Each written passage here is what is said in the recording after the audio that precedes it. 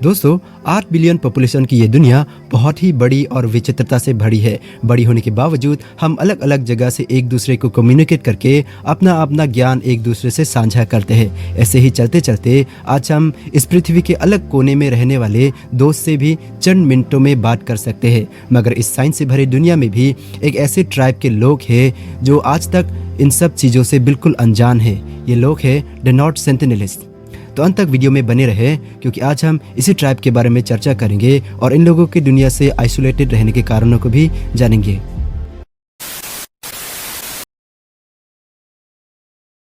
दोस्तों आज हम इस विशाल भारत महासागर में स्थित एक विचित्र जगह को जानेंगे। यह जगह है हमारे भारत के अंडमान निकोबार समूह आइलैंड्स में से एक द नॉर्थ सेंटिनल आइलैंड।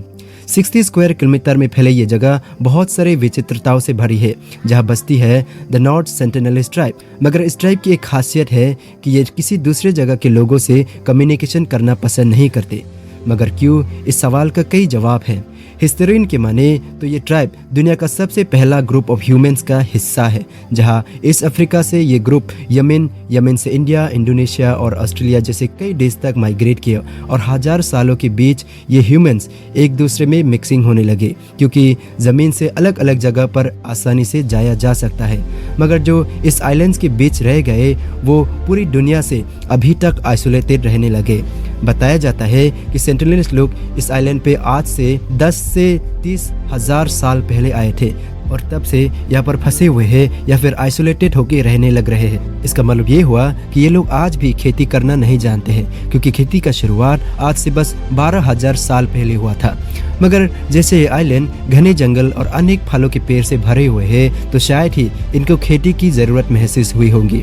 एक और दूसरा शॉकिंग बात ये भी है कि जैसे बताया गया है कि यहाँ की आबादी 50 से 200 जनों के बीच है, मगर फिर भी ये लोग वहाँ के जंगलों को नहीं काटा है, बल्कि जंगलों के साथ ही वो लोग भी रहने लग रहे हैं। दोस्तों ये बात भी सच है कि उन लोगों की बोली भाषा आज तक कोई नहीं समझ पाया है, तो जाहिर सी बात है कि आज तक कोई नहीं जानता कि उन लोगों की दूसरों से आइसोलेटेड रहने का क्या ठोस कारण है। मगर पास में एक ऐसा हादसा हुआ है जिसे उन लोगों का आइसोलेटेड रहने का मेन कारण बताया जाता है। तो दोस्तों हुआ ये 1980 से 1900 के दौरान एक म्यूरिक वेडलपोर्टमैन नाम का ब्रिटिश नेवल ऑफिसर इस आइलैंड में बसे लोगों से बात करके सिविलाइज करने की कोशिश करता है। इस कोशिश में अंडमान निकोबार के बाकी आइलैंड्स में बसे ज्यादातर ट्राइब से बात करने में सफल रहे, मगर इस नॉर्थ सेंटिनल ट्राइब से कई बार बात करने की कोशिश में भी नाकामयाबी ही मिले। फिर पोर्टमैन ने सोचा कि चलो यहाँ के लोगों को हम अपनी जगह ले चलते हैं। तो ऐसे ही करने के लिए एक बुरे कपल और उसके 2 बच्चे को किडनैप करके साथ में पोर्ट ब्लेयर तक ले चलते हैं। मगर हजारों सालों तक आइसोलेटेड रहने के कारण हमारे एनवायरनमेंट में वो सरवाइव नहीं कर पाया है और अनफॉर्चुनेटली उन 2 बुरे कपल की कुछ दिनों में ही मौत हो जाते हैं।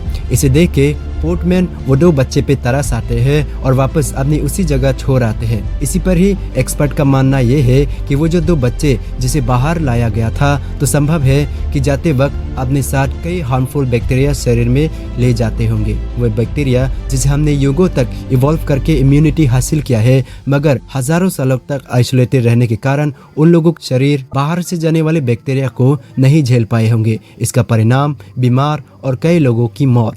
इस घटना के बाद से ही ये ट्राइब बाहर वालों के प्रति ज़्यादा घातक होने लगी। इन सब के बावजूद अनेकों ऑर्गेनाइजेशन के साथ साथ इंडिया से भी कई बार कम्युनिकेशन स्टैब्लिश करने की कोशिश किए गए, जिसको लीड करते हैं त्रिलोकनाथ पंडित द्वारा।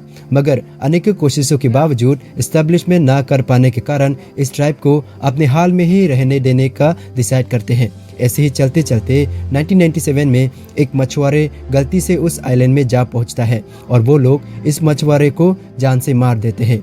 इस घटना के बाद से न सिर्फ उस जगह बल्कि उस जगह से 5 किलोमीटर दूर तक कोई भी शिप या बोट का जाना बैन कर दिया गया है। तो ये थी दोस्तों द सेंटिनलिस्ट ट्राइब की कुछ जानकारी। अगर वीडियो अच्छी लगी हो तो दोस्तों के साथ शेयर कीजिए और लाइक कमेंट के साथ साथ चैनल को सब्सक्राइब करना ना भूलिए।